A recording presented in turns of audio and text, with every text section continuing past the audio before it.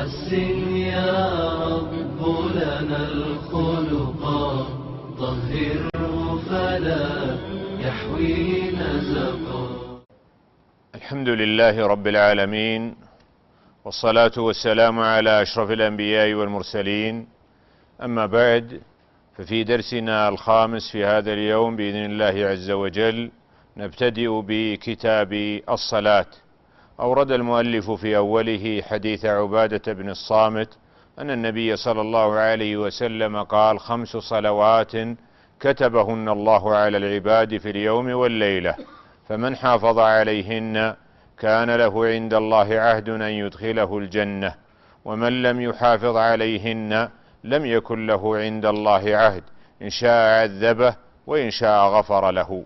قوله لم يحافظ عليهن قيل لم يأت بهن على وجههن من جهة الواجب فيهن أو من جهة المحافظة على أوقاتهن، وليس المراد به الترك بالكلية. فالواجب من الصلوات 5 صلوات، تجب 5 صلوات في اليوم والليلة لهذا الحديث. وفي حديث معاذ لما بعثه النبي صلى الله عليه وسلم إلى اليمن قال: أخبرهم أن الله قد افترض عليهم 5 صلوات في اليوم والليلة، وهي تجب على كل مسلم، فالكافر يخاطب بها ويعاقب عليها يوم القيامة، لكنها لا تصح منه حتى يسلم. ولا تجب الصلاة إلا على العاقل. أما المجنون أو كبير السن الخرف الذي لا يعرف ما يقول ولا يميز الناس، فهذا لا تجب عليه الصلاة. ولا تجب الصلاة إلا على البالغ، وكذلك لا تجب الصلاة على الحائض والنفساء، لقول عائشة: كنا نؤمر بقضاء الصوم ولا نؤمر بقضاء الصلاة، كما في الصحيحين. ما حكم من ترك الصلاة؟ إن كان جاحدا لوجوبها نظرنا، فإن كان لجهله عرف وبين له الحكم، لأن الجهل من الأعذار التي ينتفي بها التكفير. أما إذا عرفها ووصل إليه العلم بإيجاب الله لها ثم استمر في عناده، فحينئذ يكفر، فيستتاب 3 حتى يتوب ويعود إلى أداء الصلاة والاعتراف بوجوبها. أما من ترك الصلاة تهاونا فإنه يستتاب 3 أيام، فإن تاب وإلا وجب قتله، ويقتله الإمام أو نوابه. ويدل على ذلك قول النبي صلى الله عليه وسلم: نهيت عن قتل المصلين، فمفهومه أنه لم ينهى عن قتل غيرهم. وهل يقتل حدا كما قال مالك والشافعي، أو يقتل كفرا كما قال الإمام أحمد؟ ظواهر النصوص أنه يكفر بتركه للصلاة، لقول النبي صلى الله عليه وسلم: بين العبد وبين الكفر ترك الصلاة. ولا يجوز لإنسان أن يؤخر الصلاة عن وقت وجوبها، لقول الله عز وجل: إن الصلاة كانت على المؤمنين كتابا موقوتا، إلا لمن جاز له الجمع بين الصلاتين، أو لمن كان مشتغلا بشرط الصلاة كمن كان يبحث عن الماء فأشغله ذلك عن أداء الصلاة في وقتها. من الأمور التي تشرع للصلاة قبلها الأذان والإقامة، لا يشرع الأذان والإقامة إلا للصلوات ال5 فقط، فلا يشرع أذان ولا إقامة لصلاة العيد ولا لصلاة الاستسقاء ولا لصلاة الجنازة ولا لغيرها، وذلك لأن الأذان لم يرد إلا للصلوات ال5 المفروضة. والأصل اتباع هدي النبي صلى الله عليه وسلم فيما يتعلق بالعبادات. والأذان والإقامة إنما تشرع للرجال فقط، أما النساء فلا يشرع لهن أذان ولا إقامة. وقد ورد عن جماعة من الصحابة والتابعين أنه ليس على النساء أذان ولا إقامة. والأذان ورد بصيغ متعددة، منها أذان بلال الذي يؤذن به بلال عند النبي صلى الله عليه وسلم في المدينة، وهو 15 كلمة، 4 تكبيرات، وشهادتان بالألوهية لله، وشهادتان بالرسالة للنبي صلى الله عليه وسلم، وحي على الصلاة حي على الفلاح على مرتين، ثم تكبيرتان، ثم تهليلة واحدة، فهذه 15 كلمة. قال لا ترجيع فيها، المراد بالترجيع تكرار ذكر لفظ الشهادة مرتين، بحيث يخفض صوته بالشهادتين أولا ثم يعيدهما رافعا بهما صوته، وهذا هو أذان أبي محذورة، وقد اختاره بعض الأئمة. وأما بالنسبة للإقامة فالمشروع فيه 11 كلمة، تفرد ألفاظ الأذان، إلا أن قول قد قامت الصلاة تقال مرتين، فيقول الله أكبر الله أكبر، أشهد أن لا إله إلا الله، أشهد أن محمد رسول الله، حي على الصلاة حي على الفلاح، قد قامت الصلاة قد قامت الصلاة، الله أكبر الله أكبر، لا إله إلا الله. هناك صفات مستحبة في المؤذن. الصفة الأولى أن يكون أمينا ليؤتمن على أوقات الصلوات، لأن الناس يصلون بناء على أذانه. ويستحب أن يكون صيتا، أي رفيع الصوت، ليسمعه الناس ويكون أبلغ في أداء الأذان. عالما بالوقت ليؤدي الأذان في وقته. وأما بالنسبة لحال المؤذن حال الأذان فيستحب أن يؤذن قائما، لأن النبي صلى الله عليه وسلم قال لبلال قم فأذن. ويستحب أن يكون متطهرا، لأن الأذان ذكر، فاستحب أن يكون صاحبه على طهارة، ولأن الصلاة قريبة. ويستحب أن يكون على موضع عال، فقد ورد في الحديث قال لم يكن بين أذانيهما، يعني ابن أم مكتوم وبلال، إلا أن ينزل هذا ويصعد هذا. ويستحب أن يؤذن مستقبل القبلة، كما هو أذان المؤذنين في عهد النبوة. ويستحب إذا بلغ الهيعلتين، والمراد بها حي على الصلاة حي على الفلاح، أن يلتفت يمينا وشمالا. وصفة الالتفات أن يلتفت يمينا فيقول حي على الصلاة حي على الصلاة، ثم يلتفت شمالا فيقول حي على الفلاح حي على الفلاح. ويستحب أن يجعل، قال ولا يزيل قدميه، يعني يلتفت بدون أن يتحرك من مكانه. في عصرنا الحاضر مع وجود مكبر الصوت، إن تمكن من نقل مكبر الصوت معه فحينئذ يلتفت.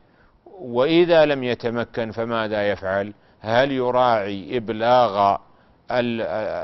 إبلاغ المصلين بالأذان بكون صوته يكون في مكبر الصوت، أو يراعي هذه السنة؟ نقول المعنى الذي من أجله شرع الالتفات هو إيصال الصوت إلى الناس، فإذا كان الالتفات سيؤدي إلى خلاف مقصود الشارع فنقول الأولى ألا يلتفت في هذه الحال. ويستحب له أن يضع أصبعيه في أذنيه، كما ورد في حديث أبي جحيفة أن بلالا كان يفعله. ويترسل في أذانه، والمراد بالترسل أن يتأنى في النطق بألفاظ الأذان، ويحضر الإقامة، أي يأتي بها متتابعة، لأن الإقامة لإخبار الحاضرين فلم يحتج إلى الترسل. وفي صلاة الفجر يقول الصلاة خير من النوم، مرتين بعد حي على الصلاة، لأن النبي صلى الله عليه وسلم قد أمر بلالا أن يقولهما. ولا يؤذن قبل الوقت ولا يؤذن قبل، إذن يقول الصلاة خير من النوم بعد حي على الفلاح، لكن لا يشرع أن يقول حي على خير العمل، لأن هذا لم يرد عن النبي صلى الله عليه وسلم، فهذه اللفظة لفظة مبتدعة لعدم ثبوتها عن النبي صلى الله عليه وسلم. وهكذا لا يتكلم بأي لفظ زائد على ألفاظ الأذان على صفة الأذان. بعض المؤذنين إذا قال لا إله إلا الله في آخر أذانه تكلم بكلمات أخرى، كان يقول عباد الله صلوا، أو الصلاة يرحمكم الله، أو يقول بعضهم اللهم صل على محمد، أو نحو ذلك. فهذه الألفاظ لم ترد عن النبي صلى الله عليه وسلم، فلا تكون مشروعة بل هي بدعة. والأصل أن الأذان لا يشرع ولا يجوز إلا بعد دخول الوقت، لأن الأذان للإعلام بدخول وقت الصلاة، فلم يصح أن يؤذن قبل دخول الوقت، إلا في أذان الفجر فإنه يجوز للإنسان أن يؤذن قبل دخول وقت الفجر، لحديث بلال أنه كان يؤذن بليل ليوقظ نائمكم ويرجع قائمكم كما في السنن. وقال طائفة بأن أذان الفجر يماثل غيره، لكن حديث الباب واضح في هذا.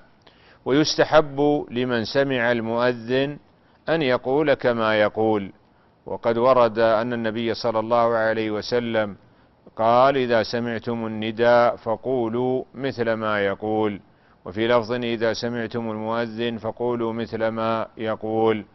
وظاهر هذا أن ترديد الأذان إنما يكون حال الأذان، أما الإقامة فلا يشرع ترديد ألفاظها.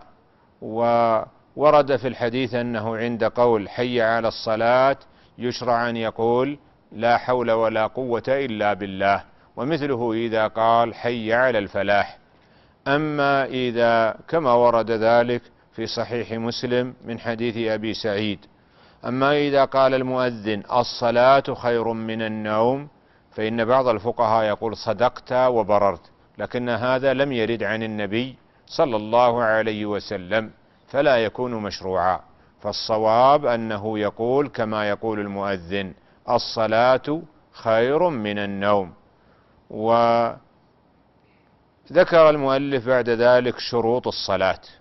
وشروط الصلاة أمور واجبة لا تصح الصلاة إلا بوجودها، وهي سابقة للصلاة في وجودها. توجد الشروط أولا ثم توجد الصلاة. أول شرائط الصلاة الطهارة من الحدث، لقول النبي صلى الله عليه وسلم لا يقبل الله صلاة من أحدث حتى يتوضأ، وسبق معنا شرح الطهارة. الشرط الثاني دخول الوقت، فمن أدى الصلوات قبل دخول الوقت فإن صلاته باطلة، لقول الله عز وجل إن الصلاة كانت على المؤمنين كتابا موقوتا. وكل صلاة لها وقت خاص، فصلاة الظهر يبتدئ وقتها من زوال الشمس، وهو انصراف الشمس من كبد السماء إلى جهة المغرب، وينتهي بصيرورة ظل كل شيء مثل واحد. أما وقت العصر وهي الصلاة الوسطى فإنه يبتدئ وقتها من نهاية وقت صلاة الظهر، وليس بينهما وقت مشترك على الصحيح، وينتهي بإصفرار الشمس. وبعضهم يقول بصيرورة ظل كل شيء مثليه، وهما متقاربان. وبعد ذلك يذهب وقت الاختيار ويبقى وقت الضرورة. ما معنى هذا؟ وقت الاختيار يجوز للإنسان أن يفعل الصلاة فيه، ولا يجوز للإنسان أن يؤخر الصلاة إلى وقت الضرورة، لكن لو قدر أن الإنسان معذور فزال عذره في وقت الضرورة وجبت عليه الصلاة. مثال ذلك مجنون عقل في وقت الضرورة، قلنا يجب عليه أن يصلي صلاة العصر. هكذا امرأة حائض طهرت في وقت الضرورة، قلنا عليها أن تغتسل فتصلي وقت العصر. أما وقت صلاة المغرب فيبدأ من غروب الشمس، والمراد بغروب الشمس غيابها بالكلية بحيث لا يبقى منها شيء في الأفق. ولقول النبي صلى الله عليه وسلم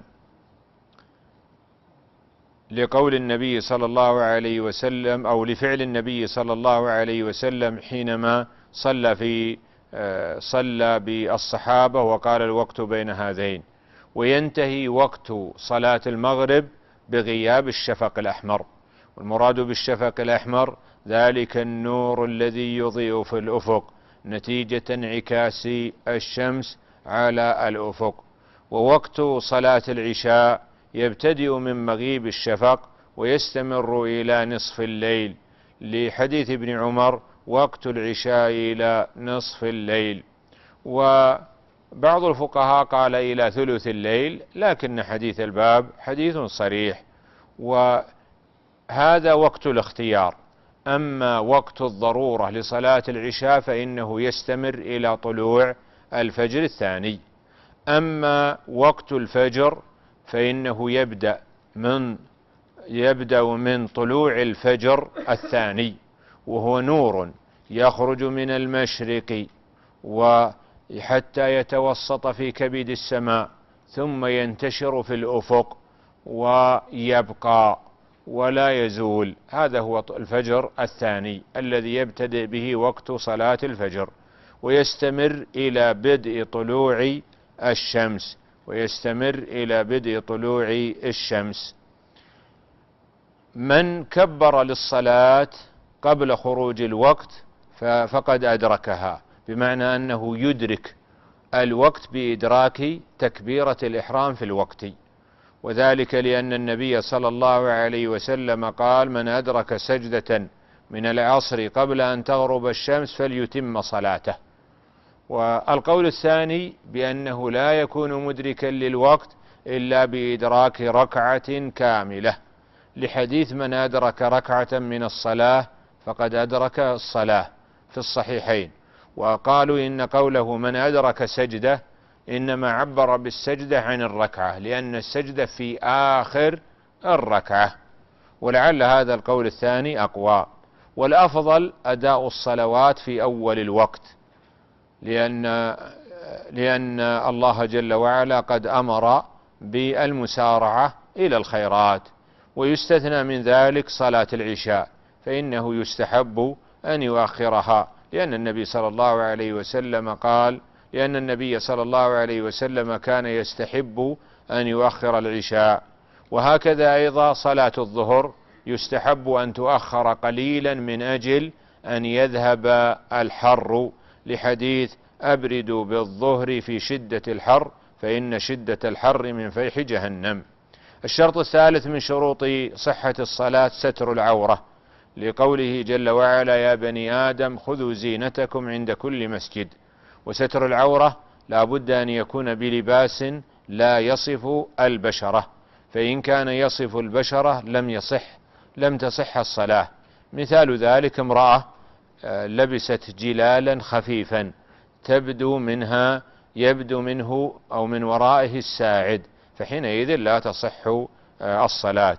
وعورة الرجل في الصلاة ما بين السرة والركبة، ويجب على الرجل أن يغطي عاتقيه بشيء ولو قليل في الصلاة، لحديث أبي هريرة أن النبي صلى الله عليه وسلم قال: لا يصلين أحدكم ليس على عاتقه شيء. والحرة عليها تغطية جميع بدنها في الصلاة، ولا يجوز لها أن تكشف شيئا من البدن إلا الوجه والكفين إذا لم يكن هناك أجانب. فإن كان هناك أجانب وجب عليها تغطية وجهها وكفيها، لقوله تعالى: ولا يبدين زينتهن إلا ما ظهر منها، ولم يقل ما أظهرت، وإنما قال ما ظهر منها. يشترط الفقهاء أن يكون الثوب الذي سترت به العورة ثوبا مباحا، فأما الثياب المغصوبة فإن الصلاة لا تصح بها، لأن النبي صلى الله عليه وسلم قال: من عمل عملا ليس عليه أمرنا فهو رد. وهذا هو مذهب الإمام أحمد وجمهور أهل العلم على أن الصلاة في الثوب المغصوب صحيحة مع الإثم. وذكر المؤلف بعد ذلك ما يتعلق باللباس، وقال: إن الرجال لا يجوز لهم لبس الحرير والذهب، وإنما يجوز ذلك للنساء، لحديث: حرم لبس الحرير والذهب على ذكور أمتي وأحل لإناثهم، رواه الترمذي. إلا عندما يكون هناك حاجة، لقول النبي صلى الله إلا عندما يكون هناك حاجة. مثال ذلك: إذا كان في الرجل حكة وكانت الثياب غير الحرير تؤذيه، فحينئذ يجوز له لبس ثوب الحرير. إذا صلى الرجل في ثوب واحد على عاتقه شيء منه فإنه يجزئه، فإن لم يجد ما يكون على عاتقه فإنه يكتفي بستر عورته، لأن ستر العورة شرط لصحة الصلاة. إذا لم يكفي لجميعها فإنه يستر الفرجين، فإذا لم تكفي السترة للفرجين ستر أحدهما، فإن لم يتمكن من ستر أي شيء من بدنه ولا من عورته فإن الفقهاء يقولون بأنه يصلي جالسا يومئ بالركوع والسجود، ليكون في ذلك نوع ستر لعورته. وهناك رواية عن أحمد بأنه يصلي قائما ويركع ويسجد، لأن هذه أركان، فالمحافظة على 3 أركان أولى من المحافظة على شرط واحد. قال المؤلف: وإن صلى قائما جاز. إذا لم يجد إلا ثوبا نجسا، فهنا أحد أمرين: إما أن يصلي بالثوب النجس، وإما أن يكشف عورته، فنقول: صل بالثوب النجس، لأن الثوب النجس ومثله ثوب الحرير أو المغصوب، لأن الثوب الحرير والمغصوب هذا يتعلق بمانع، وستر العورة شرط، ومراعاة الشروط أولى من مراعاة انتفاء الموانع، لأن الموانع يعفى عند فعلها في حال الأعذار. الشرط الرابع: إزالة النجاسة، بحيث يزيل النجاسة من بدنه ومن ثوبه ومن موضع الصلاة، لأن النبي صلى الله عليه وسلم قال لأسماء عن ثوبها الذي يقع فيه الدم: اغسليه بالماء وصلي فيه. وقد قال تعالى: وثيابك فطهر. إلا أن النجاسات اليسيرة يعفى عنها. إذا صلى وعليه نجاسة ولم يكن قد علم بالنجاسة فحينئذ أو نسيها، فهل تصح صلاته أو لا تصح؟ على روايتين في المذهب. اختار المؤلف أن صلاته صحيحة، لما ورد في حديث أبي سعيد أن النبي صلى الله عليه وسلم خلع عليه في أثناء الصلاة، وقال بأن جبريل أخبرني أن فيهما قذرا، ولو كانت الصلاة غير صحيحة لأعاد النبي صلى الله عليه وسلم صلاته. والأصل أن جميع الأرض طاهرة يجوز للإنسان أن يصلي فيها، إلا ما ورد فيه دليل بعدم جواز الصلاة فيه، ومن ذلك أن يصلي الإنسان في المقبرة، فقد نهى النبي صلى الله عليه وسلم عن الصلاة في المقابر وإلى القبور، وذلك خشية من أن تعبد هذه القبور من دون الله. وهكذا لا يصلي الإنسان في مواطن النجاسات، وكذلك لا يصلي في أعطان الإبل، لأنه قد ورد عن النبي صلى الله عليه وسلم أنه نهى عنه. الشرط الخامس استقبال القبلة، فلا بد أن يصلي إلى جهة القبلة. والشرط السادس النية، ولعلنا إن شاء الله تعالى نأخذ شيئا من أحكامهما في لقائنا القادم. نسأل الله جل وعلا أن يوفقنا وإياكم لخيري الدنيا والآخرة، وأن يجعلنا وإياكم من الهداة المهتدين. هذا والله أعلم، وصلى الله على نبينا محمد وعلى آله وصحبه أجمعين. أضفيت على الحسن العبقى، فالورد تضوع واعتنقا. حسن يا رب لنا الخلقا، طهره فلا يحوي